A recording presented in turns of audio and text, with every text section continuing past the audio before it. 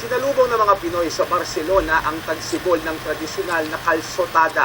Popular ito sa rehiyon ng Catalunya kung saan pinagsasaluhan ng magkakaibigan at magkakapamilya ang inihaw na spring onions. Report si Dan Tuan. Sa presyong 10 euros, meron ng calzots, romesco sauce, tinapay at catalan sausage, butifara, ang mga kababayang sumalubong sa tagsibol. Ito ang kalsotada, kung saan tradisyonal na pinagsasaluhan ng mga magkakabarkada at magkakapamilya ang inihaw na calzots, isang klase ng spring onions na popular sa Catalunya. Karaniwan din nag-oorganisa ang mga barangay ng malakihang kalsotada, kagaya ng sa baryo ng Sans, kung saan kilo-kilong calzots ang inihaw.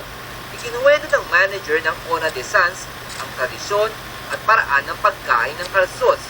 Ayon kay Germa Bustamante Gerald, maraming siglo na ang tradisyong ito.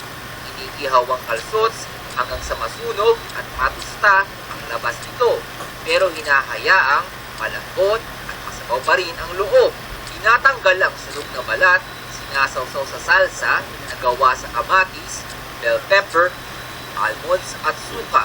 Nakakatuwa ang paraan ng pagkain nito dahil kailangan itong isubo sa kakaibang paraan. Enjoy naman ang Pinoy na si Nats Villaluna na first time nakakain ng calzots. Una ko siya nakita, madumi. Maitim, no? Maraming parang sunog. Pero nung tinry ko na siya, masarap. Because the secret is in the sauce. Habang ninanamnam ang calzots, nagpalabas ng acrobatics ang Castillers, isang grupo na bumubuo ng Human Tower o Castell.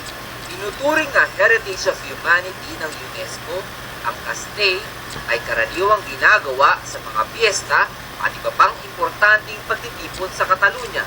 Karaniwan nagsasama-sama ang pinakamalalakas sa ibaba at unti-unting bumubuo ng isang gusali kung saan aakyat sa pinakatuktok nito ang isang bata.